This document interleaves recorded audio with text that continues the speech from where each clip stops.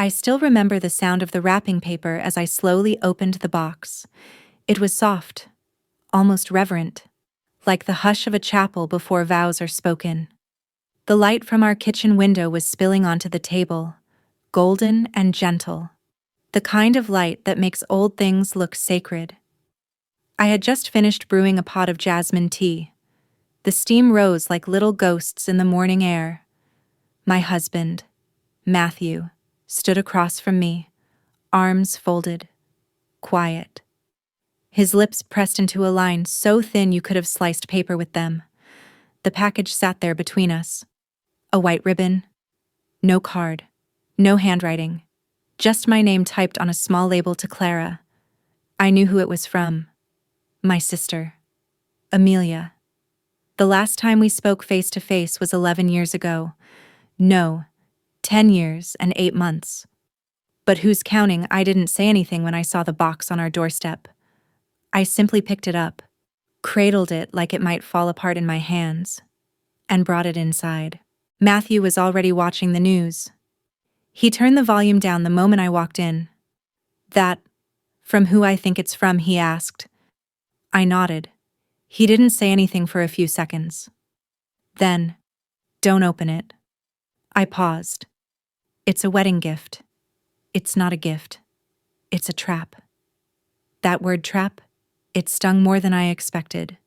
But now, here we were, me with my fingers carefully tugging at the ribbon, heart thudding like I was 17 again, waiting for Amelia to meet me behind the old barn for one of our secret sister talks. The ribbon came off easily, then the wrapping, then the lid. Inside, wrapped in a soft cream cloth, was a porcelain figurine. 2 sisters, sitting back to back, eyes closed, hair intertwined like a braid. One of them had a tiny crack down her cheek, barely visible unless you looked close. The broken one looked like me. My fingers trembled. I wanted to smile. I wanted to cry. I wanted to scream at the universe for being so cruel, and at Amelia for being whatever she'd become. She knows exactly what she's doing. Matthew said, she sends that. Waits for you to feel guilty. And then, what you call her, you invite her into your life again. I didn't answer. I was too busy looking at the figurine. Clara, he said gently, reaching over and touching my wrist. She left you. Remember that. She didn't show up for the hospital. Not when Mom was sick. Not when your father died. She chose silence. I nodded. But memories aren't always fair. They don't line up neatly with what people tell you. I still remembered Amelia brushing my hair when I was 9. She would hum lullabies she made up herself. I remembered the way she ran after me the day I broke my ankle, screaming for help louder than I could. I remembered our last phone call, the one that ended everything. She had just moved to California. I had just gotten engaged. I wanted her to come to the wedding. She said she was too busy. I told her she was selfish. She told me I always played the victim. I told her I hoped she stayed out there forever. And then silence. Years of silence. I placed the figurine gently on the counter. Matthew sighed. You're thinking about writing her, aren't you? I looked at him. He wasn't angry. He was worried. She hurt you. He said again, softer this time. I know, but you're still hoping she hasn't changed. I didn't respond. Because it wasn't hope. Exactly. It was something older, something sadder, like the way you keep the last birthday card from your mother, even if it just says, love, Mom, because it's the last one, because it's a thread, and you're afraid of what happens if you cut it. I carried the figurine into the living room and placed it on the windowsill. The sunlight hit the cracked cheek just right. It looked like a tear. Do you want to talk about it? Matthew asked. I don't know. That night, I couldn't sleep. I kept hearing the sound of my sister's laugh and the way her voice used to rise when she was excited. She always had big dreams writing. traveling, working with NGOs. I stayed home. I cared for our parents. I waited. And in the end, I was the one who stayed behind, holding all the memories. She had flown away, and I had carried the weight. The next morning, I went to the attic. I hadn't been up there in a while. Dust and silence. I found an old photo album tucked in a box labeled Clara and Amelia Childhood. We were in every photo, side by side. Bike rides, beach trips, Christmas morning with matching pajamas. There was one of us in front of the fireplace, maybe 7 and 11, holding mugs of hot cocoa. She had wrapped a blanket around both of us like we were one being, and I remembered. Amelia had protected me from bullies. She taught me how to draw horses. She whispered stories into my ear when I couldn't sleep. She wasn't always the person who disappeared. She had been the one who stayed once, too. But time twists people, and silence builds walls. That night, I sat with the figurine again. I stared at the crack. It wasn't just her breaking me. I had broken her, too. We both said things we didn't mean. We both needed the other to reach out first. Matthew walked in and saw me holding it. "If you want to write her," he said, "I won't stop you. But don't do it because you miss who she was. Only do it if you're ready for who she might be now." I nodded. And for the first time in over 10 years, I opened a blank piece of stationery. And I wrote, "Dear Amelia, I got your gift. I don't know what it means exactly, but it reminded me of us, the US before the silence. If this is your way of saying something without words, then maybe this letter is my answer. I don't know what we are now, but I remember who we were, and maybe that's worth something. Clara." I folded the letter and placed it in the envelope. I didn't mail it. Not yet. I just let it sit there beside the figurine. Waiting. Have you ever received something that brought back everything you thought you'd forgotten? Or maybe something that cracked you open again? Tell me, what would you do with a letter like this? For 3 days. The envelope sat unopened on the table near the window. I didn't have the courage to mail it, but I didn't have the heart to throw it away either. Every morning, I would make tea, sit down with my hands around the mug, and glance at the letter like it was an old photograph I wasn't ready to look at too long. Just a little glimpse. Just enough to feel something stir. Matthew didn't bring it up again, but I caught him looking at it once, his gaze resting on the cream paper, then flicking away when he saw me notice.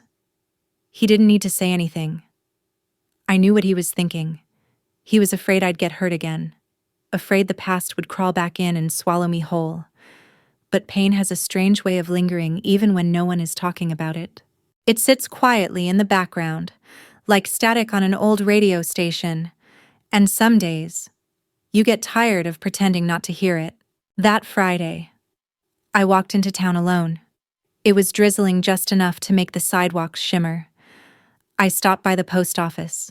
I didn't bring the letter, but I walked there anyway, just to see if it felt right. The clerk was a young girl with soft brown eyes. She had a voice like velvet. She asked if I needed anything, and I said no. I just looked around, touched the envelopes, looked at the shelves of stamps with birds and flags and seasonal flowers. "Take your time," she said kindly. And then she went back to her little corner and let me be. That quiet kindness stayed with me the whole way home. That night, I pulled the letter off the table and brought it into the bedroom. Matthew was reading, his glasses low on his nose, the bedside lamp casting a soft glow. I stood in the doorway holding the envelope like a confession. "Would you be angry?" I asked, "if I mailed it?" He looked up slowly, closed his book, and took off his glasses. "I'd be scared," he admitted. "But no, not angry. I think I need to know, one way or another." He nodded, and after a pause, he said something I hadn't expected. "She wasn't always the villain. Was she? I smiled sadly. No, neither was I. And with that, we said no more. The next morning, I mailed the letter. I didn't tell her much. I didn't ask for an apology. I didn't write anything about who was right or who was wrong. I just opened a little window. I told her I remembered. I told her I had changed. And I told her. Maybe she had too. Then I let it go. There was no reply for 2 weeks. Then 3. Then a month. I stopped checking the mailbox like a child hoping for Santa. I stopped refreshing my email every night before bed. And I started letting the silence feel like peace instead of punishment. But then, on a Tuesday afternoon, when the clouds were thick and the air smelled like coming rain, I saw it. A square envelope. Handwritten. Return address San Francisco. I held it with both hands. The paper was warm from the sun, but my fingers were cold. Matthew was in the garden. I didn't call for him. I needed to do this alone. I walked to the living room, sat by the window, and opened it. Inside was a letter and a photo. The letter was short, only a page. Dear Clara, I stared at your letter for a whole hour before I let myself cry. I thought I'd buried that part of me, the part that missed you. But it turns out I hadn't buried it at all. I'd just built too many walls around it. You were always the better one at holding on. I was always the runner. I'm sorry for the years I let slip through my fingers. I'm sorry for leaving you to carry everything on your own. And I don't expect forgiveness. I wanted you to know that I kept the little horse drawing you made me when you were 6. It's in a box under my bed. I miss us, the way we used to be. But maybe we can find some new version of that. No pressure. Just thank you for writing. It meant everything. Love. Amelia. The photo was of the two of us. One I'd never seen. It was old, taken at some beach. Probably by one of our parents. I was maybe 13. She would have been 17. We were standing ankle-deep in the water, splashing each other, both of us laughing, both of us alive in a way I'd forgotten. I stared at it until my eyes blurred. Matthew came inside a few minutes later. He saw the envelope, the paper, the look on my face. She wrote back. I nodded. He sat beside me, not saying a word, just rested his hand on mine. We stayed like that for a long while. No words, just quiet acceptance. The next day, I replied again. This time it was easier, and then came another letter, and another. Little by little, thread by thread, we began to stitch something new. Not a reunion, not a fairy tale, just a beginning. I didn't tell her everything. She didn't either. But there was warmth in the space between our words. An understanding that didn't need to be explained. Sometimes, people say that family is blood, but I've come to believe family is choice. It's who you decide to reach for, even after the hurt. It's the door you leave open, even after it's been slammed shut. And yes, sometimes, people come back through it, changed, bruised, but willing. And that's enough. I thought we would stay in the world of letters forever. It was safe there, warm, quiet, nostalgic, no interruptions, no tone of voice to misunderstand, no awkward silences to fill, just pen, paper, and the rhythm of our own hearts finding each other again, one sentence at a time. But one day in early spring, a small envelope arrived with just 4 words on a card inside. Can I call you? My stomach dropped. I didn't expect it. And to be honest, I wasn't sure I wanted it. Letters had their own kind of grace. They gave you time to think, to feel, to pause between wounds and answers. A phone call was different. Raw, immediate, real. Matthew saw the card sitting next to my teacup and raised an eyebrow. She wants to talk? I nodded. And do you? I looked at him, searching for something in his face. Maybe permission, maybe encouragement. I don't know, I whispered. What if I don't recognize her voice anymore? He tilted his head. Then maybe. You'll discover who she is now. I said yes. I wrote back the same day, told her to call at 6 p.m. on Sunday. I didn't tell Matthew, but I spent the next 3 days rehearsing every possible version of that phone call in my head. What would I say if she apologized again? What would I say if she didn't? Would we laugh?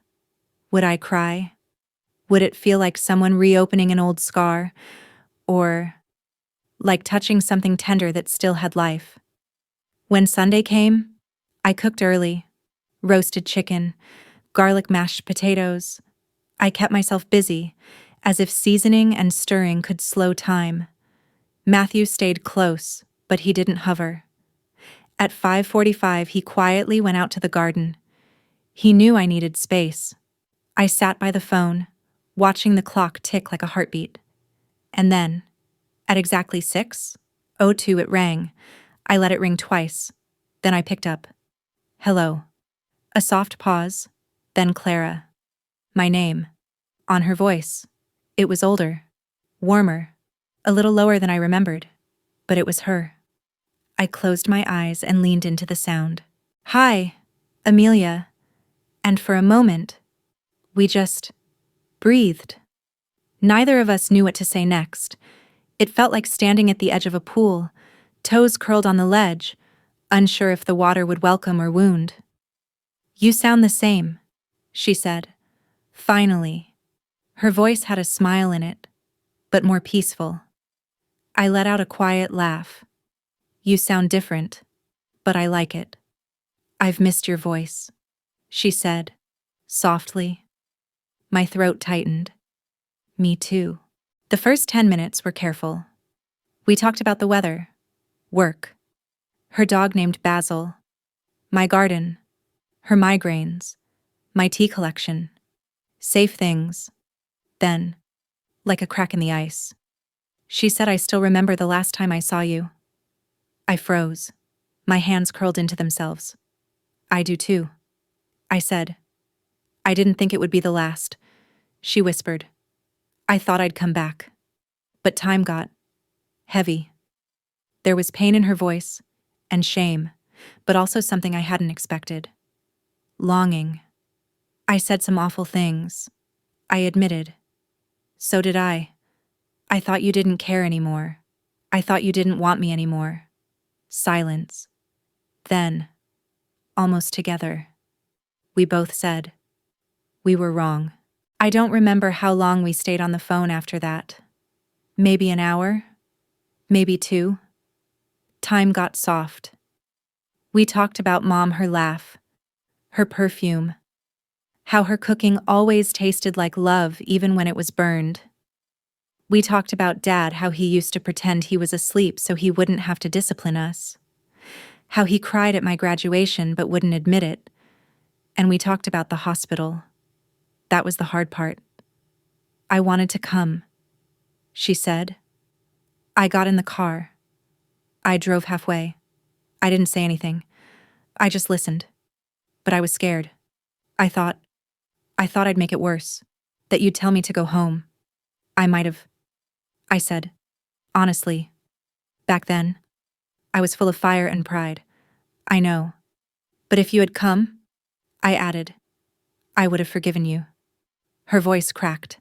I wish I had. Tears fell down my face, slow and steady. I think we both do, I whispered. We didn't solve everything in that call. We didn't untangle all the knots or clean every scar, but we touched something sacred. And when we hung up, I sat in the dark, holding the phone like it was a memory I didn't want to end. Matthew came in, saw my face, and just opened his arms. I went to him. She sounds tired, I said, against his chest.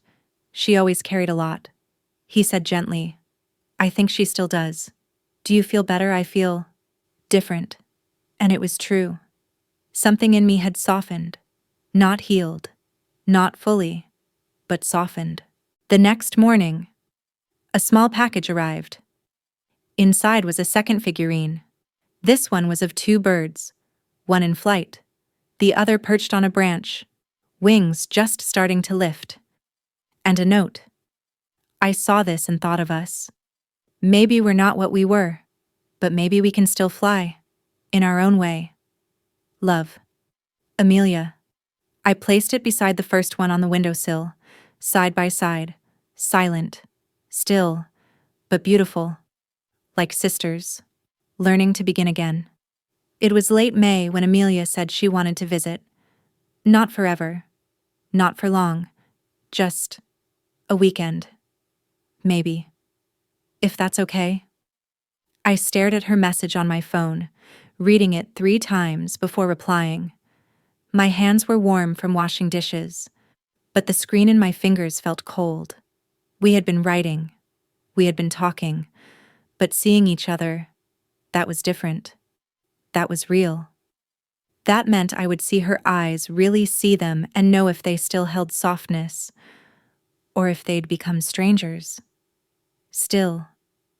I typed back, yes. Come. Then I turned off the tap and stared out the window. The birds were loud that morning. The lemon tree outside our kitchen was blooming early. The sky was soft with clouds, like someone had dusted the world with flour. I whispered to no one. I hope I'm ready. Matthew didn't ask too many questions. Just one. Do you want me here? Or do you need space? I thought for a moment. Maybe stay nearby the first day. But let me lead. He nodded. Whatever you need. The day she arrived, I ironed the curtains. I hadn't done that in years. I put fresh flowers in the guest room, the good linens, her favorite soap, lavender and sage, the one she used in college. When I heard the car pull up, I froze. My hand was still on the windowsill, the same one where the 2 figurines now stood side by side. I turned slowly and walked to the door. She was standing there, smaller than I remembered. Or maybe it was just that I had built her up in my head, this towering memory, impossible to hold. But there she was, jeans, brown sandals, hair pulled back, a soft blue scarf tucked into her jacket, and eyes, those same deep hazel eyes, watching me like they didn't know if they had permission to smile. I opened the door fully. We didn't say anything at first. I stepped out onto the porch. She took a slow breath. I didn't bring a gift this time, she said. I smiled. Good. I don't think I could handle another porcelain metaphor. We both laughed, softly, like we were afraid it might shatter if we were too loud. Then I did something I hadn't planned. I opened my arms, and she walked into them. We stood there, quiet, breathing. Just 2 sisters on a porch, with time hanging between us like mist. We talked that first afternoon like old friends who had forgotten how to listen. Tea, biscuits, laughter in little bursts. We didn't bring up the past, not yet. Instead, we walked in the garden. She touched the lemon tree like it was something holy. Still remember when we used to steal lemons from Mrs. Adler's yard? She asked. She had a cane and a sharp tongue. I grinned. We were terrified. You always made me climb the fence. You were taller. You were bossy. We both laughed again, and this time, it was louder, less afraid. That night, over dinner, things shifted. The sun was setting behind the hills. Orange and gold poured through the windows like melted glass. Amelia reached for her glass of wine, swirled it slowly, and said, "Do you ever wonder how it all went wrong?" I looked at her. The wine in her glass caught the light and danced. I used to wonder every day. I admitted. I blamed you. You know, she said. For a long time, I blamed you too, I whispered. We were quiet. Then she said, But I think it was neither of us. Or maybe both of us. We just didn't know how to say I'm scared. I nodded. And we kept choosing pride over pain. She looked at me. I never stopped loving you, Clara. I just didn't know how to come back. I reached across the table and placed my hand over hers. You did, I said. You found your way back. Tears welled in her eyes. So did mine. It wasn't a grand apology. It wasn't some dramatic confession. But it was real, and it was enough. The next morning, we went through old boxes in the attic. Photos, letters, a stack of cassette tapes from our teenage years. One of them was labeled in her handwriting, Amelia and Clara Summer Playlist 1993. We brought the tape player down to the kitchen and let it play while we cooked. Songs we hadn't heard in decades poured through the house. Songs we once danced to with hairbrush microphones. Songs we cried to when Dad yelled or when boys broke our hearts. Amelia started dancing again, barefoot on the tile. I couldn't help but laugh. She pulled me into it. And just like that, we were children again. For a minute, maybe two. But those minutes felt like eternity stitched back together. Before she left, she stood in the doorway of the guest room, suitcase in hand.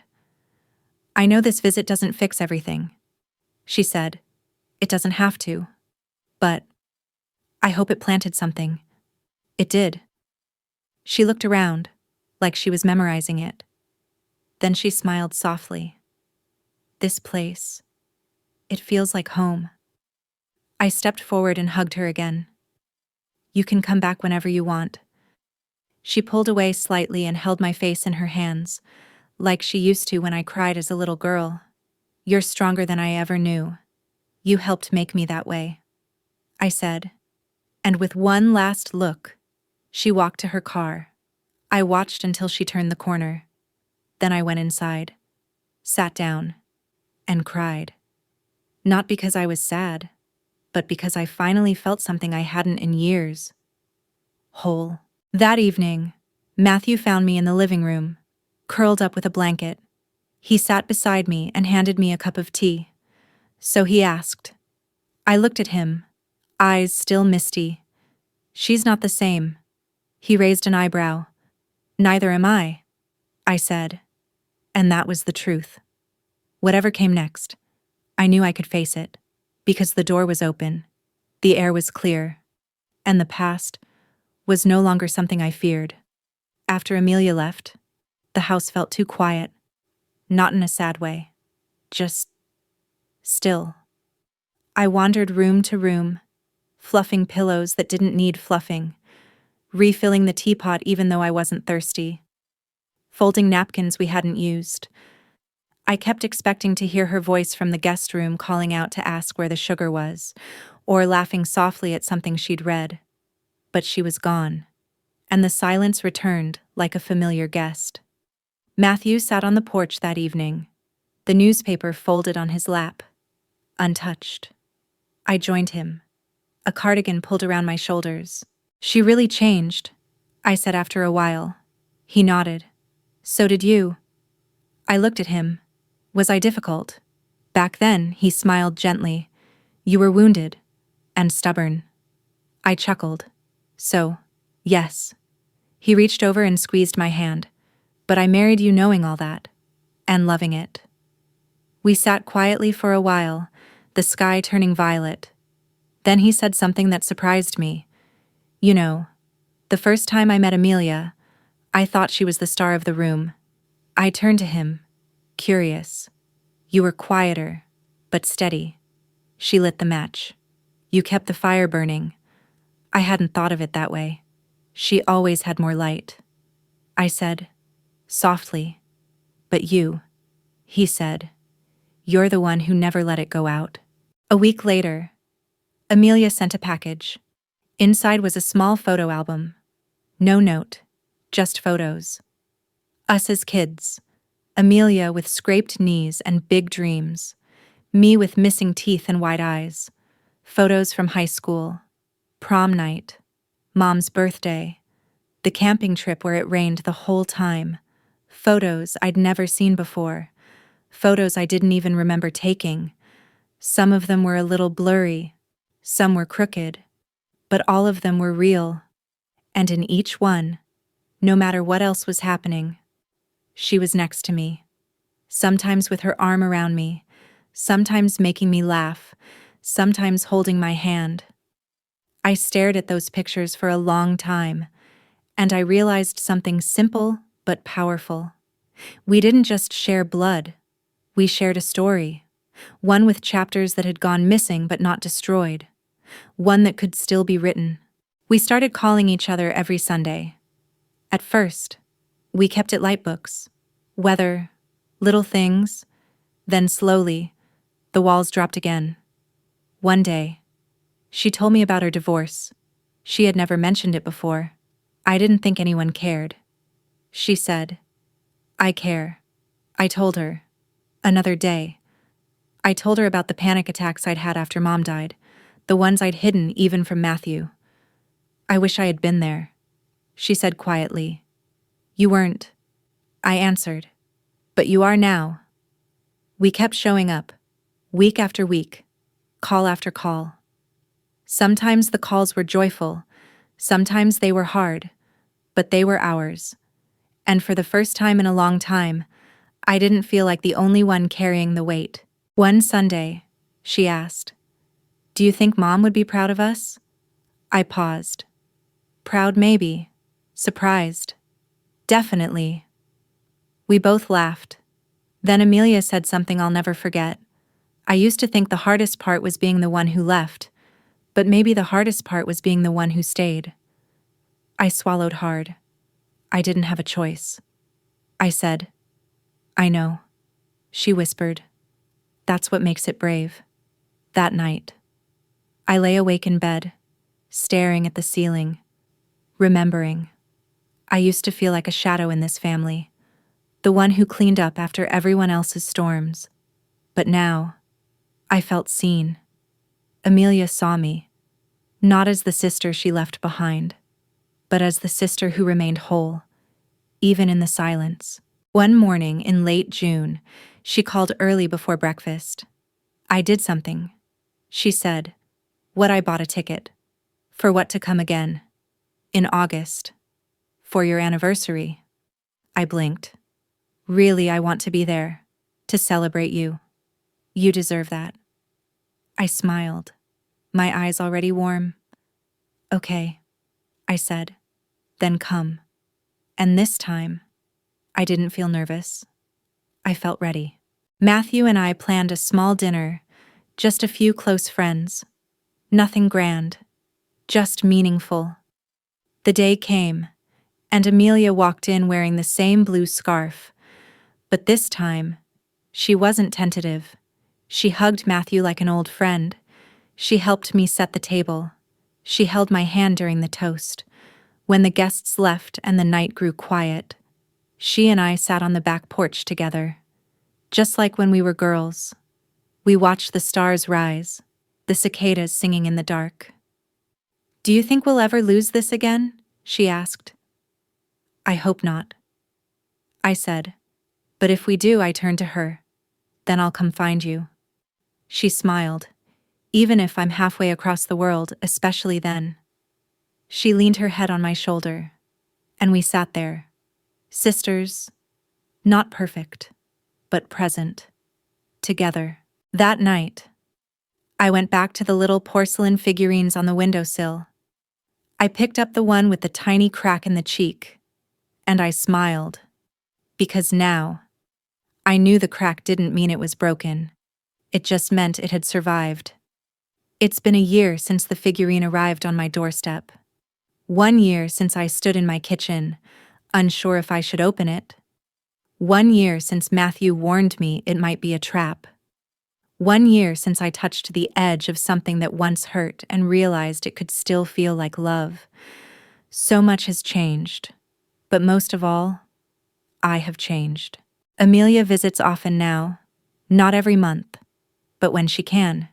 She still lives in San Francisco, still wears scarves even in summer, still drinks her tea too sweet, and still walks into a room like she belongs there.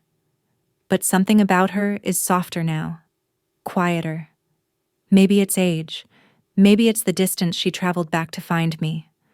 Sometimes, when we're together, she watches me more than she speaks, like she's collecting all the years she missed, storing them up like little treasures. We don't try to make up for lost time anymore. We just live what's left of it together. And somehow, that feels enough. Matthew has grown to love her too. They garden together when she visits. They joke like siblings. Once, I even caught them having a very intense argument about tomato varieties. I stayed out of it, let them bicker like kids. It warmed my heart. One night, the three of us played cards like we used to when Dad was still alive. The porch lights buzzed with moths, and the wind carried the scent of rosemary from the back garden. Amelia set down her cards, leaned back, and said, "Do you ever think about what would have happened if I'd never sent that gift?" I looked at her, really looked. She was older. There were new lines around her eyes, but something in her had returned to the girl who once sang me lullabies and braided my hair on school mornings. "If you hadn't sent it," I said, "I think I would have kept waiting, quietly, but maybe without even realizing it." She nodded. Matthew added, "And if Clara hadn't written back, that would have been the end." We were silent for a moment. Then she said, almost in a whisper, "Letters are easy. Living is harder." And I understood, because living means showing up, over and over, even when you're tired, even when you're scared, even when the person across from you is holding the part of you that hurt them. It's not loud, it's not dramatic, it's just consistent. The quietest kind of love. We took a trip together last fall, just the two of us. A little cabin near the woods, no cell service, no schedule, just silence, leaves, and long walks. On the second morning, we hiked to a lake we used to visit as children. I didn't think I'd remember the path, but my feet did, and hers did too. When we reached the water, it was glass still, the kind of stillness that makes you want to whisper. We sat on a rock. Our reflections danced on the surface. "I used to think you hated me," she said. "I used to think you forgot me." We were both quiet. Then she said, "But I never stopped looking for pieces of you in music, in strangers, in places we'd been." I turned to her, tears in my throat. Me too. And there, in that quiet moment, with birds calling above and the wind tugging gently at our sleeves, I realized something I had waited decades to feel. We were not broken. We had cracked. We had bled. We had bruised and recoiled and lost time we could never get back. But we were not broken. We were just human. These days, I find myself reaching for the phone more often, not just to call Amelia, but to check in on old friends, to write letters, to remember birthdays, to say I'm thinking of you even when nothing dramatic is happening. Because I've learned, silence doesn't always mean peace. Sometimes it means someone's waiting for a sign, and sometimes you're the one who needs to give it. Amelia and I still argue sometimes. We're not saints. We're sisters. And sometimes we pick at the old wounds, without meaning to. But now, we know how to say, "I didn't mean that." And more importantly, "I'm still here." That, I think, is the real gift. Not forgiveness, not perfect understanding, but staying, choosing to walk toward each other even when the path is overgrown. Just the other day, I noticed a new crack in the old figurine on the windowsill, a tiny chip on the shoulder of the one that looks like her. I thought about gluing it, making it whole again, but I didn't. Because maybe it's more honest this way. Maybe some things are more beautiful when they show their wear. When they remind you that healing doesn't mean erasing, it means carrying. This morning, Amelia sent a message. Let's plan something just for us next spring. A week. Maybe a train ride like we always dreamed, I replied. Yes. A week. A train. And no more silence between stops. And I smiled, because the girl who once left was the woman who came back. And I, the one who stayed, am no longer waiting. I'm living. With her. With Matthew. With myself. With every scar in place. With every light still flickering. With every fragile, unspoken thread stitched into something whole. Have you ever rediscovered someone you thought was gone forever, only to realize they were waiting for you? 2. Sometimes, love comes back not with fireworks, but with footsteps. Small, quiet, human ones. Who are you still waiting for? And if they knocked today, would you open the door?